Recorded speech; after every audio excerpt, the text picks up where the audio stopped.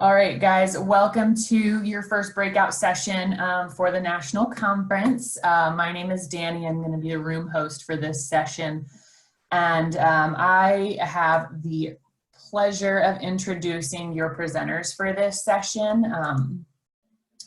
Hopefully, if you're in the right place, you are attending Building Workforce Certification Programs through Distance Learning and National Connections. You have three presenters today. All these three people I've met, and they're absolutely wonderful. So let me introduce a couple of these people for you. So first we have Chris Deckard. Now, Chris Deckard is the director of Goodwill Talent Source, which is the mission-based staffing service of Goodwill of Central and Southern Indiana. Talent Source develops and maintains relationships with external business partners that are seeking to hire qualified talent from Goodwill's mission and education programs. Prior to Goodwill, Chris worked for the Indiana Chamber of Commerce, leading statewide workforce development initiatives, supporting the Chamber's 5,000 plus member businesses. She is also a former high school teacher and workforce education specialist with the Indiana Department of Education. Next, we have Jessamine Jones. Jessamine has been with Goodwill of Central and Southern Indiana for 7 years. She was a humanities instructor and a lead teacher for several years. She has worked with Goodwill Guide and now with Goodwill Talent Source for the past 2 years, where she helps the Excel Center graduates find work-based learning experiences and employment that's aligned with their newly earned industry-recognized credential.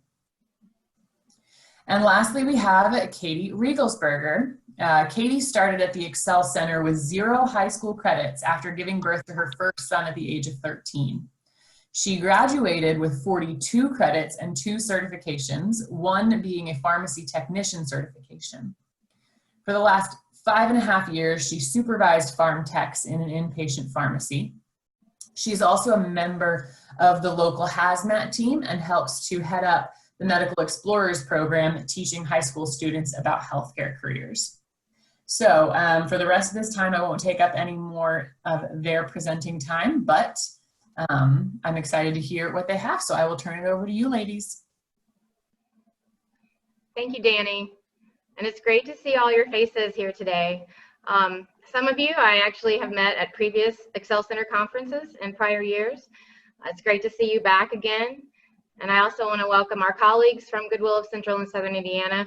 Many of the people that are in our room today have direct experience operating the programs that Jess and Katie and I are going to tell you about today. So I welcome our colleagues as we have time for questions and discussion at the end to relay your experiences firsthand operating these programs to our colleagues from our other states, because our goal today is to share with you our experience in operating 3, actually 4 nationally certified offerings. So these are meant to be programs that will be relevant to our partners in other states, because these credentials are nationally recognized, meaning they are portable and that employers from state to state should recognize applicants that have these credentials, and that should lead to higher wages, which is ultimately our goal for our students and our graduates. So I'm going to tell you about a little bit about 4 overarching certifications that we operate that are nationally recognized.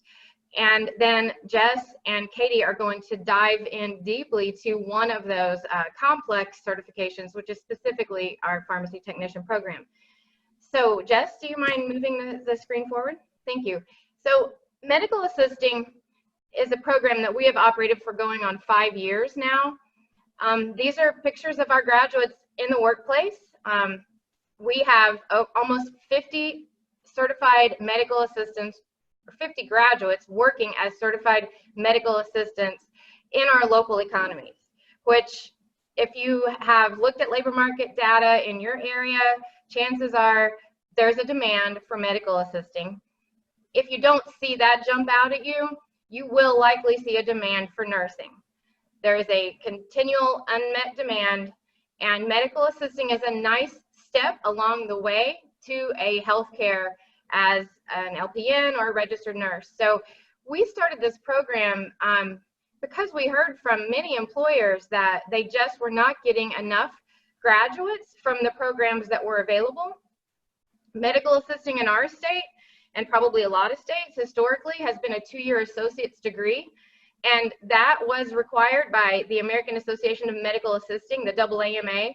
They had a requirement that in order to offer a program that led to their certification, which is a Certified Medical Assistant, a CMA is the acronym you will hear used. If you are a CMA, that means you have graduated from a 2-year program that is accredited by the American Association of Medical Assistants. And that's a great program. But we were finding that persistence and completion rates in that 2-year degree were very low statewide. And for the one statewide community college program that did offer that, there were some other programs that providers, post-secondary institutions that would offer the similar program, but it was very, very expensive. And it was prohibitively expensive for many of our students. So we ventured into looking for a partner that would work with us to provide an accelerated medical assisting program. And we found the National Healthcare Association, NHA. They have a credential that is the CCMA, Certified Clinical Medical Assistant, and I put in there that that does not equal a Certified Medical Assistant. And when I say does not equal, that means if you call yourself a CMA, or if you say that your program leads to a CMA, you may get a letter from the American Association of Medical Assisting letting you know to cease and desist using that term, because that is their term and you have to be a graduate of a 2-year program to use that. So that's fine. Our employers very quickly became familiar with what a CCMA was and the fact that the Excel Center could get these quality graduates to them in 16 weeks versus 2 years. We are now the preferred provider for many of our healthcare systems in the communities where we exist and operate this program. So it is an accelerated curriculum with hands-on skill practice in the classroom. National exam preparation is a big part of that program because this is one of those certifications that counts towards graduation. So this is important for our graduates. What's even more important is that to become competitively employed as a medical assistant, we found that our employers wanted someone who did have some practice on the job. And even though the hands-on skills practice was happening in the classroom, that did not really equate to having experience on the ground in a hospital. So we partner with our hospital organizations that want our graduates, and they provide a 160-hour internship to our graduates. At this point, 50 to 60% of our graduates from these programs are getting hired by the organization, by the hospital where they intern. The other 40 to 50% are getting hired as medical assistants in places like doctor's offices. Some of them get hired as phlebotomists because a big part of this program has to do with with administering vaccines and injections and taking blood and all of those valuable skills. So this is a very successful program if we can get our graduates to actually become medical assistants. And that is a challenge that we face with a lot of our programs. You might find students who are in this program, you really don't in this program find this very often, but in some of our certifications, and probably you all have experienced this as well, students graduate with a really marketable competitive credential, but they don't do anything with it. They don't go on to become what that credential could allow them to become, and they don't therefore experience the wage gain. But with this program, we are seeing medical assistants start at upwards of $16 to $17 an hour, having started at the Excel Center typically around $10 an hour or below. What the next program, this is a newer program for us, Automotive Service Technician. I would imagine everybody on this Zoom has gone into an automotive repair facility or a dealership, and you'll see the plaque on the wall that says our technicians are ASE certified, Automotive Service Excellence certified. That's a widely recognized certification that represents a standard of quality, and we all feel better when we see that the technicians working on our cars are ASE certified. So this is definitely a certification that's going to be in demand across the country in your communities.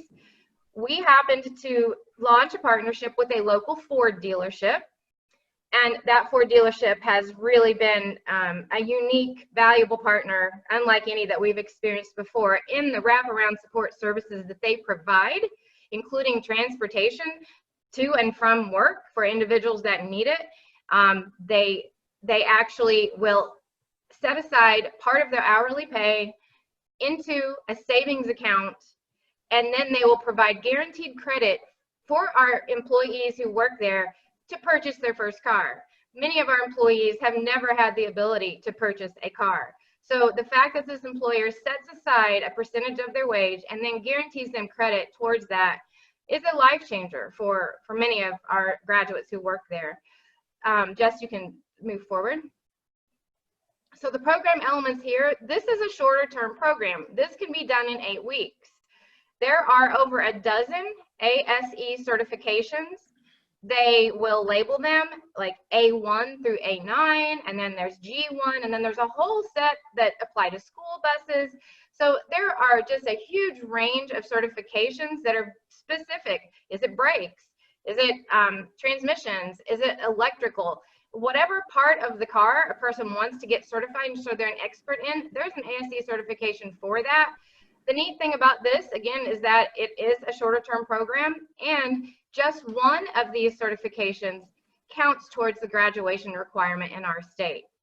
So, and the graduates walking away with a really marketable career, and it's just a nice option. We all encounter individuals who say, I like to work with my hands. I've always just tinkered around on my own car, and now I really want to learn that, learn professionally and learn how to turn that into my career. So this is a great option that we really did not have for a long time for our students. A really cool thing about being in partnership with the Ford dealership is that they brought along Ford Motor Company. So we work with representatives out of the Detroit and the Cincinnati, Ohio locations, and Ford brought to our classrooms their Ford Motor Company Master Technician curriculum. Now, it gets a little bit in the weeds because the Ford Motor Company curriculum is not necessarily meant to help a person pass an ASE exam, but it does make you a master technician on Ford automotives. So this is a supplementary curriculum that our students can go ahead and explore after they obtain an ASE. Then they can really learn, let's say, for example, they get their ASE on brakes or their ASE on engines. They can go ahead after they meet that graduation requirement and explore this Ford Motor curriculum at their own leisure at no cost and become a Ford Master Technician in the end. We do the national exam prep as part of the class, and then the students have the ability to, in some cases, we do the work-based learning right in the classroom. So you'll actually see brake parts, or I'm not an automotive technician, so I'm losing the word of the other parts that you'll see laying around the classroom. But we also take students up to the dealership, and they get to get their hands dirty or turn a wrench, as our partners will say. So we are really just beginning to scale this program to other locations, but we're excited for our partners in other states. You're going to have a Ford dealership everywhere you go, and even if it's not Ford, you're going to have dealerships that need technicians. CompTIA, this is our kind of tippy-toeing into the IT industry. We just happen to have some great partnerships with CompTIA that started early on. Why did we choose CompTIA? It was in large part about relationships that already existed between individuals in our organization and CompTIA. We also do the Microsoft Office certification, the MOS, Microsoft Office Specialist certification. So it's not only CompTIA that we're doing, but CompTIA really has supported the growth in our schools with direct technical assistance and training for our instructors.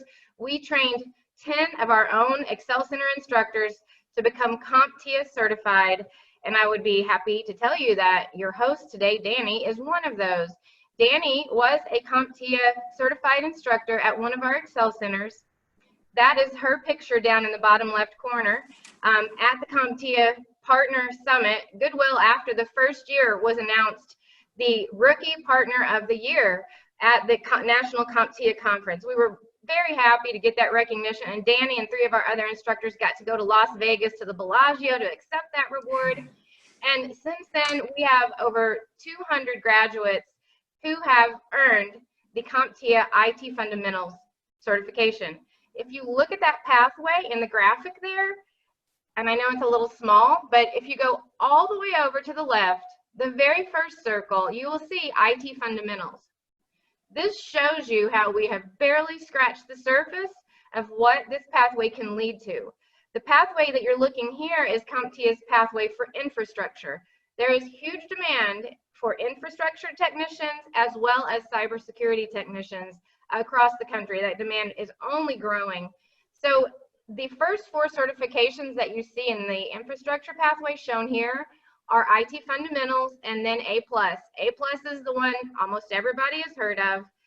Then Network Plus and Security Plus. Those 4 certifications from CompTIA are the foundation to launch into either then an infrastructure pathway or a cybersecurity pathway.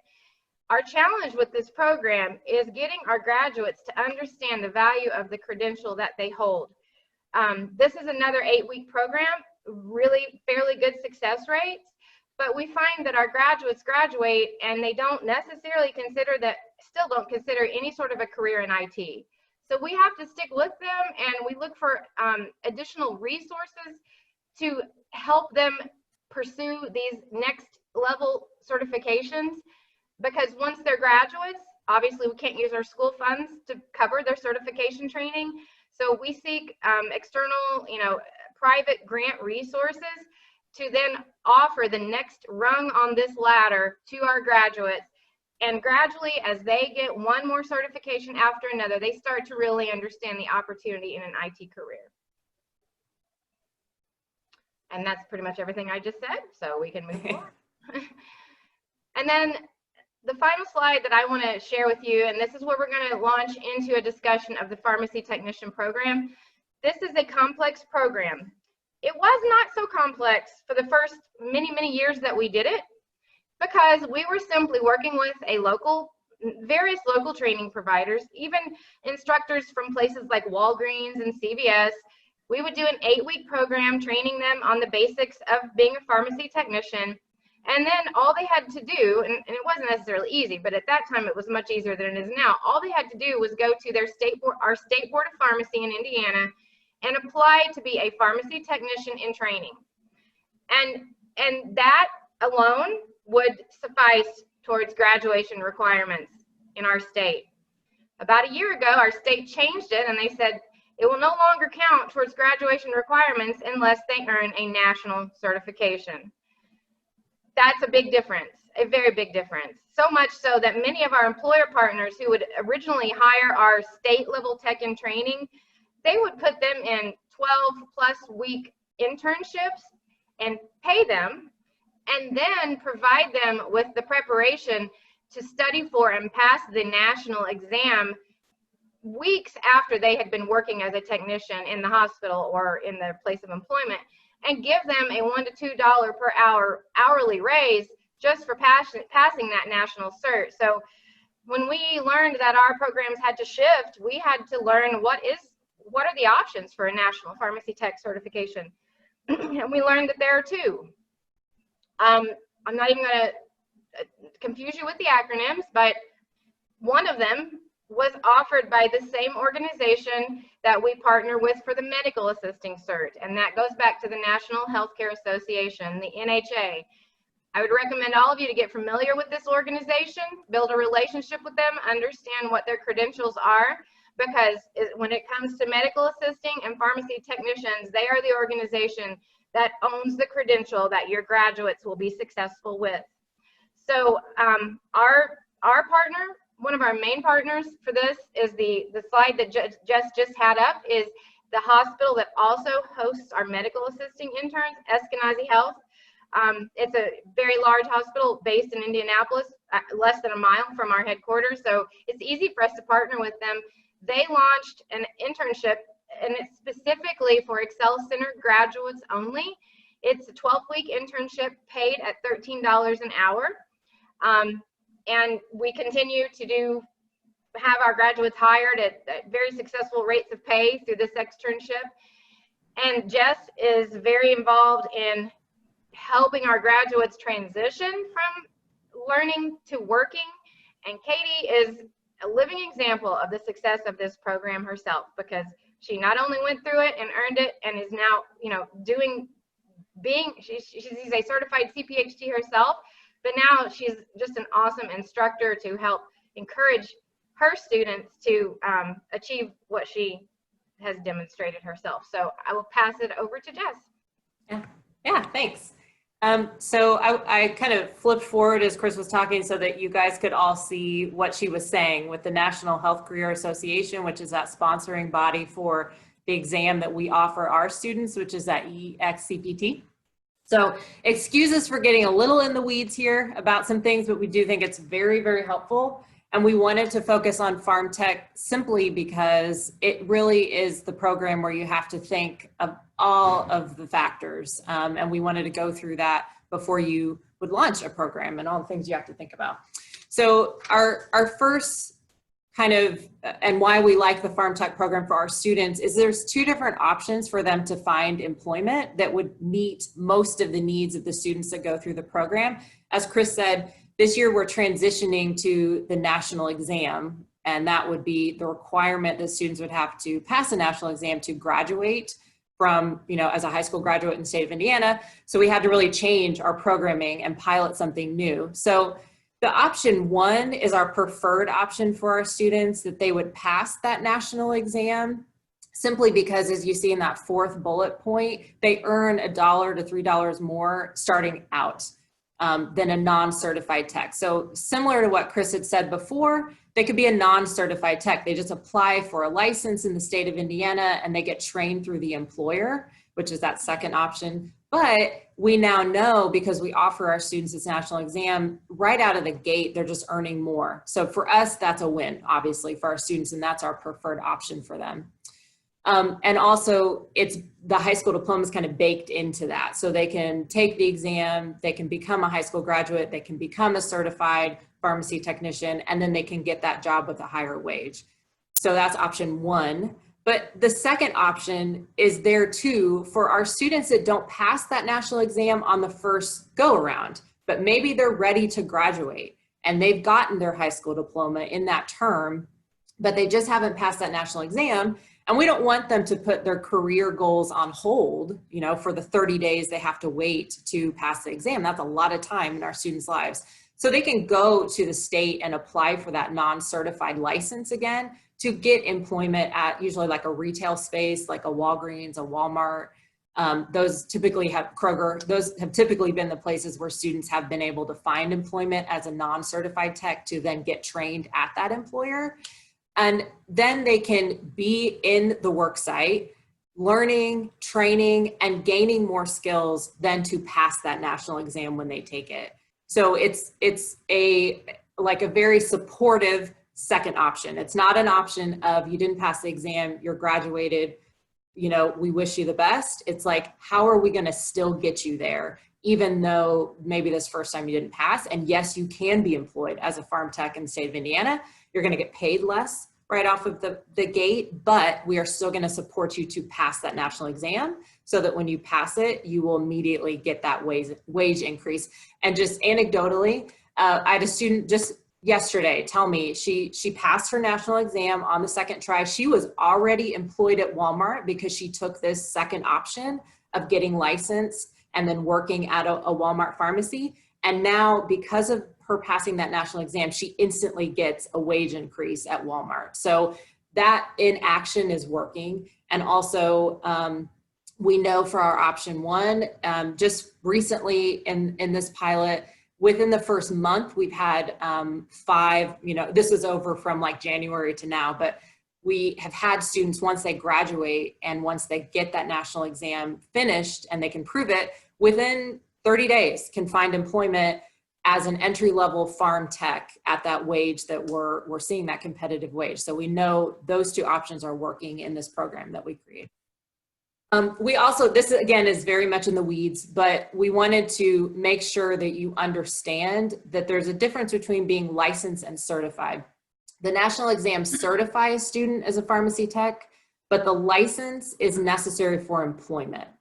So, and I'm going to show a national map from state to state what the requirements are, because I know we have a national audience, which is super exciting for us. So we want to make sure to include everybody in that. But in the state of Indiana, as Chris kind of really well explained in the beginning, you could have simply a license and be employed as a farm tech. Once you are certified, you get paid more. But in the state of Indiana, you could be licensed and be employed, or you can, you also would need, or let me kind of back up on this. So in the state of Indiana, you can be just licensed and not have to pass the national exam. In other states, there are often requirements. You have to be licensed and certified. So we're going to show that map in a second. But I wanted to talk a little bit about what we think about for licensing that could be a barrier for students when we're thinking of who to guide into these programs.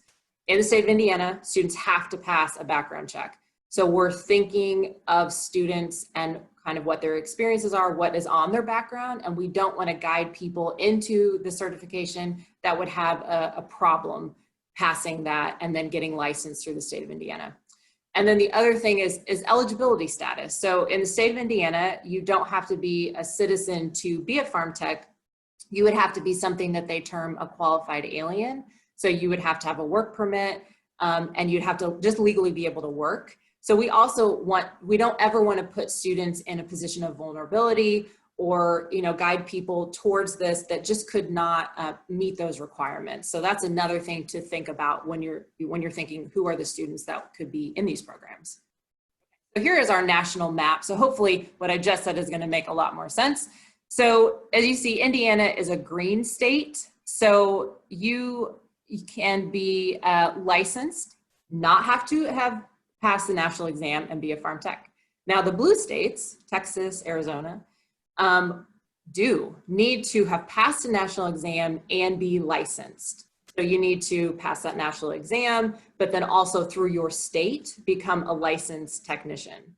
So there's just more requirements basically to meet those, to then become a farm tech and be employed. So we wanted to provide that so you have that information, because we thought that was it was just interesting to kind of look at the different requirements across states. So nitty gritty for our pilot program, we have 3 different models that that started this year. So our first one was just an on-site at one campus. It's a Kroger pharmacist that taught the class. She would come in 2 days a week. She would use online curriculum through the NHA, which is the Farm SEER curriculum. And then students would also come back 2 other days in that week, and a coach would monitor. So students would get like 4 days of classroom work, whether that's 2 days with her or 2 days off just on their own. But we knew students needed to physically be in that space and on that curriculum, because it's challenging. There's no distance learning for that, so it's all face-to-face. Our second model is a farm tech instructor. She used to be a farm tech in a hospital, and now she just full-time is a teacher at a career center. She teaches their farm tech program, and she came to us and contracted. She also is using the practice tests and study guides from the NHA, but she's bringing in a lot of her curriculum, which is great. There's no distance learning in that model as well. That was all face-to-face. But we did have that online for both of the 2 I just mentioned. There's that online component of the curriculum. So in a time period when you might need to quickly move online, it's very easy to do that. Even though you're face-to-face with your students, there is so much potential for you to move that class completely online. And then our third model, which Katie is our phenomenal teacher for that, and she's going to speak more to what she actually does. This is our biggest cohort. It is a distance learning class. So it's for many students completely online. And when we say distance learning, we mean more than just Indianapolis. We mean like 200 miles apart. So like she's teaching in Noblesville sometimes, and she's reaching students all the way to Southern Indiana and Clarksville. So it's truly distance learning. And we love this model because it meets the needs of the campuses that just don't have farm tech providers. There's students that want to be farm techs. There's employers that want to hire our farm techs in those areas, but there just wasn't a provider. So having her be able to have that distance learning and provide that to our students is just such a win for us. She does a lot in the virtual space. She's got Google Classroom. She uses part of the Farm SEER, that online curriculum through the NHA. And she also, because she is a manager, as Danny, when she introduced Katie, for 5 years now at a local hospital, she has a ton of supplemental material to bring in. She is hiring people all the time. she knows what the employers are looking for, and therefore she's really preparing our students for what they need to do in the workspace. And so again, for us, that is just the best practice, is to have an actual practitioner be the instructor, and that is Katie in a nutshell. So this is moving in a little bit of a more general direction when we talk about live remote proctoring, but we really felt we wanted to provide this information simply because this was a big adjustment for us.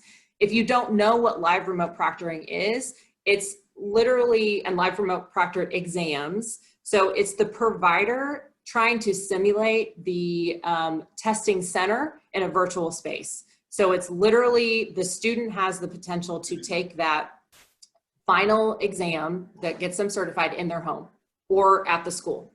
And it has the same check-in procedures where they need to show ID. It has the camera with the proctor watching them. It has all those features that you would have in a testing center, but it's at home for the students. So you can imagine that was an adjustment for us and for them, for the students. So here are just some basic lessons we're learning and learned. Making sure that when students take the exam, they have some kind of tech support. There's a potential for students to take these exams at like 9 p.m. on a Saturday if they wanted to. So making sure that either the test provider has a customer service line or you, the school, somebody is going to be able to address issues with the students, because some of the tech issues might be restarting the computer and jumping back on, might be, you know, clicking a button that just the student's not prepared for and would not be a deal breaker. So you want to make sure something's there, because a tech problem doesn't mean necessarily, okay, we have to reschedule the exam. There could be a way to work through it virtually. So just making sure you have that support.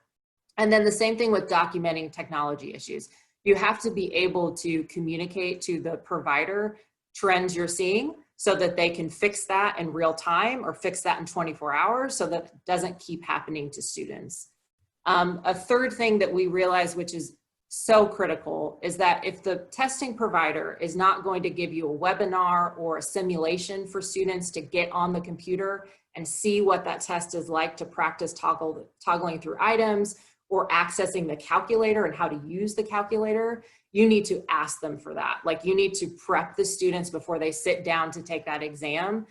How do you use all the features of the software? Because as we know, a calculator could mean a point, and that point could be needed to pass the exam. It could be a complete deal breaker. So just making sure they understand the interface of that software and they're feeling confident in using it. And then the fourth thing is, so the remote proctors are going to talk to them, and the interface of the software is going to ask them questions as they check in, take their ID. And this is new for the provider sometimes. And sometimes it's a first-time proctor that's proctoring 5 other tests, and they're kind of getting used to what they're asking students for. So we notice sometimes students can be asked for something that they don't need to be asked for, like a high school diploma. So making sure that you are, if you can, scripting out for students what they would say to that. Because if the student's in the school taking it on a laptop and a staff member can jump in the room and answer for that proctor, that's wonderful, but that's not always the case. So if the student's at home, what are they going to say to that proctor to get through that problem so it's not a dead end? And same thing with ID, especially in the COVID time. There was a lot of more flexibility on what kind of IDs you could show to prove your identity. And some of the, once or twice a proctor said, well, that's not acceptable ID. We knew it was, we verified it was. So being able to script out for the student so they can self-advocate if they're there in their home taking the test was very essential for us. And then the other thing we want to share is kind of our logic of what we think success looks like. As I mentioned, we're finding students are becoming employed through both options. They're becoming employed because they pass the national exam and become licensed. They're becoming employed through just being licensed and still working on that exam. That is success for us, is having students be able to pursue the career path through this training we're giving them. Also, passing the exam. I mean, of course, first attempt for the exam is always our goal, but we know our students have trouble passing standardized tests. I mean, when I think of my own school experience, I never took standardized tests on a computer. Like I'm old enough that it was all on paper, and many of our students are in that age group. So helping them to get acclimated to online tests, and if it's not the first time, second time, to be able to pass that. And always looking at our pass rate to understand who is passing, who isn't, how do we remediate them, how do we grow each term and increase that rate. And then also a big part, and this is kind of our whole theme here for this presentation, is being able to move the program online and back so that, and face-to-face, so that we're meeting the needs of whatever the campus needs. Maybe that campus, and we've had schools say, we want it face-to-face. We do not want all online, and being able to deliver that. But then for a campus that's 10 miles away or 100 miles away, they need online, and to be able to meet that need with the program to be able to do all of that is very important for us. So I'm gonna move out of the weeds, I hope, and into Katie, who will give you some really specific information about how she runs her classroom. Hello. So we do the pharmacy technician program through Google Classroom, which I have found to be incredibly helpful with communication between myself and the students.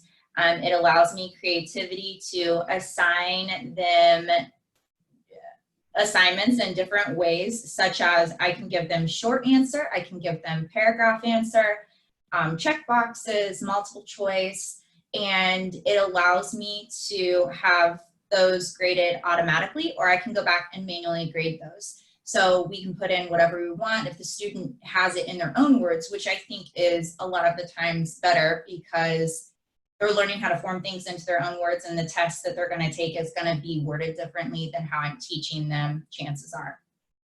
It also allows me some flexibility and community or organization throughout the program.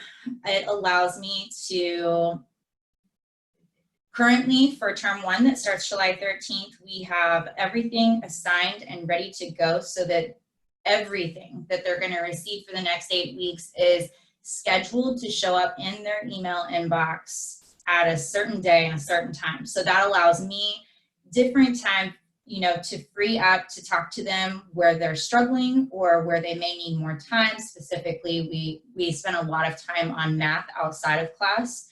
And so that just allows me some flexibility with that. Google Classroom really allows you to kind of put it into use your own creativity and teach it the way that you want to.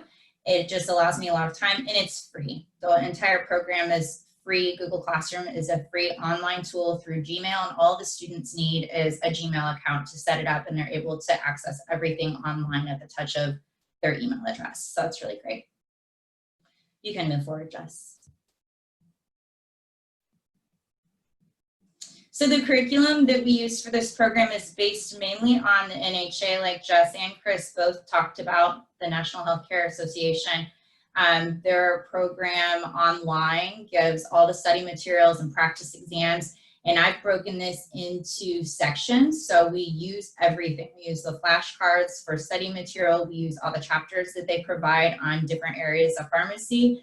And then we also use all of the practice exams, all the questions from the practice exams, but those are broken down into smaller sections that we've renamed to different assignments for the students, so that they can just differentiate between what we're doing, and it just makes it a little easier to grade and a little bit easier to work with the students.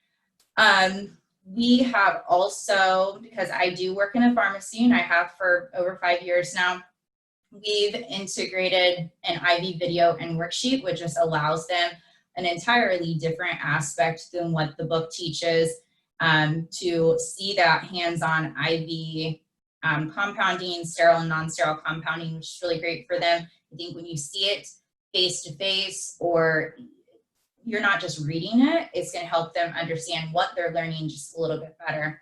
We've also integrated the top 200 drugs, which I think is probably their least unfavorite part. So the students learn the top 200 drugs with the brand, generic, and use. We have had a couple of guest speakers from the hospital that I work at, good friends of mine who have come in after working for 35 years in a specific area, and they're able to provide more information on a certain topic than I can, because I don't specialize in that area. And then I also use calculations that we see directly in our IV room at an actual hospital that we're actually providing to patients, so that they're not just getting textbook answers, they're going to see real answers and real examples. You can move forward. So I think that one of the biggest parts about this program has been learning to start out strong immediately. And so one of the big things that I noticed in my first and second term was I couldn't get the students off of their phones and really just off of social media. So I thought, well, you know what, two can play that game. And I set up a Facebook account. It's just a Facebook group page through my actual personal account, which allows me to see those students and their lives that they're posting on social media face to face and kind of get to know them a little bit. And then they accept an invitation to a group page. So what happens then is I share questions and answers, examples, we share encouragement, and we currently, I think we have like 84 students on there. A lot of the coaches and directors are on there as well, so they're able to kind of see what we're doing if I'm sending updates. And it really keeps the students, it's reached out to them in huge ways. So they like Facebook. This is 2020. They like social media. So when I'm using that app, I'm getting sometimes more feedback and more participation than I would in class. They feel comfortable. They're in their own space. This is where they're comfortable. And so I'll post a question that we, may have gone through in class last week, and I'll get 34 answers to it. And students who are talking from, like Jess said, 200 miles away. They're talking, they're getting each other's phone numbers, they're studying together. And so I think that that's been a really great aspect of the program, and it allows me to reach out to those students in an entirely different way, and they really respond to it. But I think that starting out strong, so texting, making sure we have the right, email address and phone number, making sure that they're on that Facebook page. It's a whole nother way for me to not just reach out to them, but for me to get a hold of them. If they're not answering their phone or reading my text messages, they're on Facebook. So I've found them. It allows me to do that. We download study apps to our phones as a first assignment. They get points for that, so that in their free time, I really encourage them while you're sitting at the grocery store, go through these questions and study this stuff. And it's from, different programs and different pharmacy tech program study guides that they're seeing sometimes different curriculum than what I'm teaching, and that's good. These tests huge, wide range of material on these exams that can be on there. The students fill out a getting to know you form, which is one of my favorite parts. It allows me to ask them questions such as, what does your support system look like? Do you have kids? Are you a single parent? Do you have a car? Are there any other things I should know about you? What are your hobbies? And I think that allows me to build trust and respect between myself and them from the get-go. And it allows them to just feel comfortable with me. And it also allows me to know when I go through those and read, if a student is struggling somewhere along the line, I can go back and read that and say, well, you know what? She's a single mom. She doesn't have a car. She works 60 hours a week. And so I can reach out to her and say, how can I help you? What's going on? What are your barriers? I see here, this is what you said. And I think those are really important things. We also review the syllabus the day before class table orientation. We review the syllabus fully. It is about as detailed as it can get.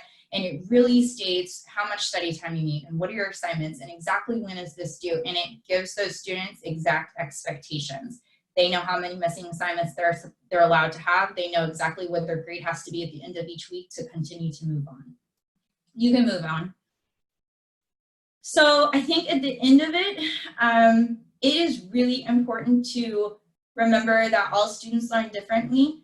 So that's why I have learned to integrate different things such as worksheets, online assignments, videos, guest speakers. The students do a Facebook Live video as a project, and just different ways to learn. I really am able, like I said, to get to know those students individually. I think that's been a really strong point. I can say to them, you know, based on, again, that getting to know you, I can say, I can see that the students will come to me and they'll say, I'm sorry, I can't do this class. I'm really struggling. I'm a single mom. And I can say, I'm a single mom too. Or I had a child at a young age as well. And I know what you're going through. Or they'll say, you just don't understand. The Excel Center it's just really a lot to do trying to get my high school diploma while I'm working and raising kids. And it's really nice for me to be able to say, I've been there, I've done that. And you can totally do this. This is how I did it. And I think that just not forgetting to be ready to adjust and change things. I think I've done this for 4 terms now, and every single time I say, this curriculum is where I want it to be. And by the end of it, I'm like, no, we need to add this and change this and take this out. And that's been, you know, I asked the students, what has helped you most? What did you see on your exam? What did you not see on your exam? And I think just remembering that changing and growing is in the best interest of all the students.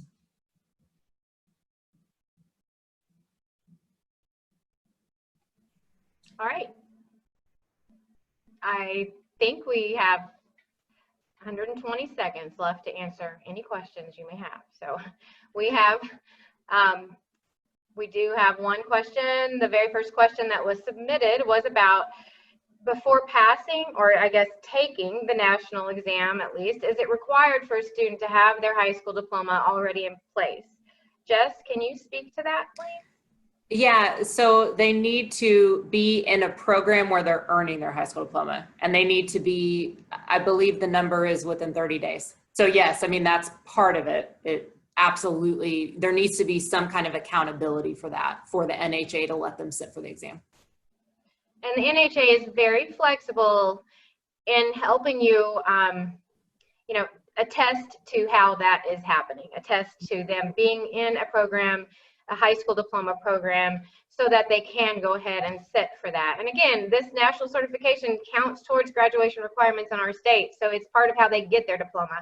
The NHA has become used to working with our Excel Center and understanding our model is a little bit different. So they will be used to that for you as well. Mm-hmm. And I kind of want to add to that licensing, they have to be a high school graduate to get the license in the state of Indiana. I'm assuming that's the same with other states. And then for Katie, do you teach live through Google Classroom, or is everything recorded and made available to the students at their convenience?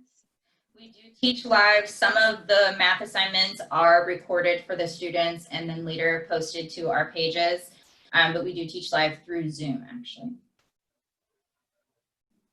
Any other questions? I put our contact information in the chat. Again, please reach out to any of us, all of us, whatever makes the most sense. We love to help brainstorm ideas on how to launch these programs, and not just the classroom, but the employer partnerships as well. We have a lot of good templates we can share with you to help you all get going. And we appreciate your attention today and just your efforts to scale all these programs across the country. Thank you all.